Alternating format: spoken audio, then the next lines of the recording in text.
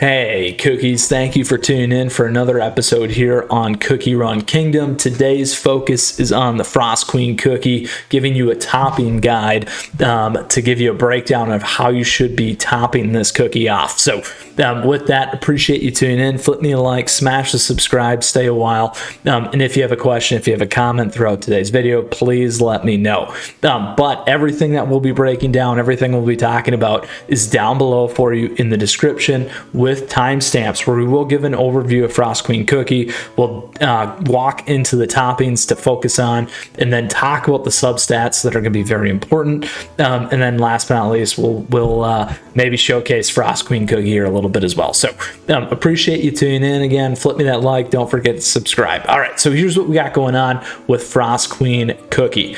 So we got HP, we got attack, we got defense, we got crit. Frost Queen is a magic middle runner here for your team. So pretty important there to keep that in mind.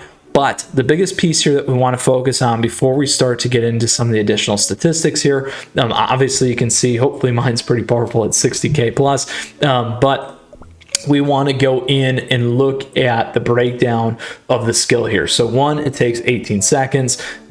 Frost Queen casts a squall of freezing energy, dealing damage and freezing all enemies. Once frozen, those targets' cooldown will be paused and will receive an additional portion of damage when thawed. So this is pretty important there.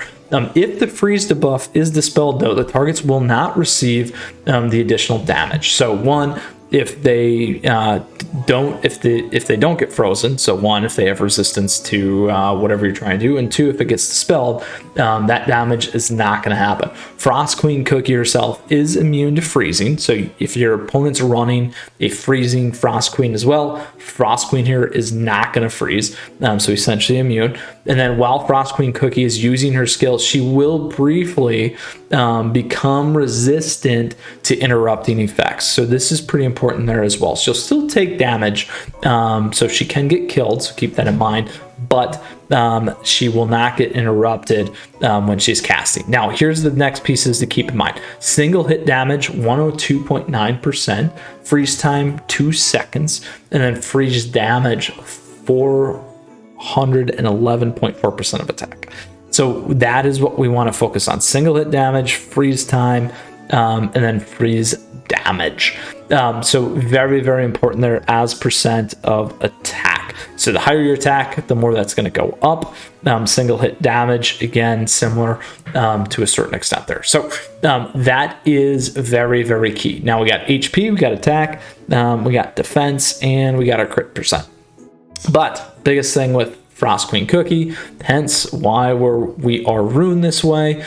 Frost Queen cookie is all about that cooldown percent. So if you watched my comprehensive cookie topping guide, you will see a lot of the stuff that we talked about and focused on with Frost Queen. But again, to drill down into Frost Queen specifically, this percent of cooldown that we have here is going to significantly reduce our initial percent or time, which was 18 seconds, roughly down by like 2 to 3, maybe more, and get us into a like 14-second cast. Now I got some other things stacked there to help, but very, very powerful to snap off those freezes, interrupting your opponent. So a 2-second freeze really gives you like a 12-second clock, which is very, very important to remember. Next, as we talked about, those scalers were on attack-based percent.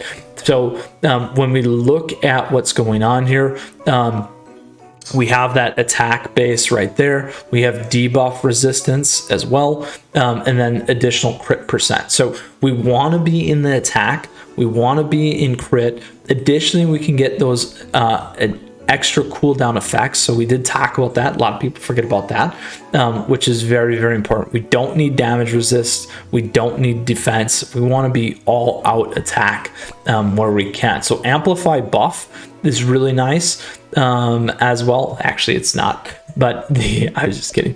Buff is gonna be more for your healers. But where I was trying to get to was in case it did buff your single hit damage, or your freeze damage, or your freeze time, for instance, but maybe not.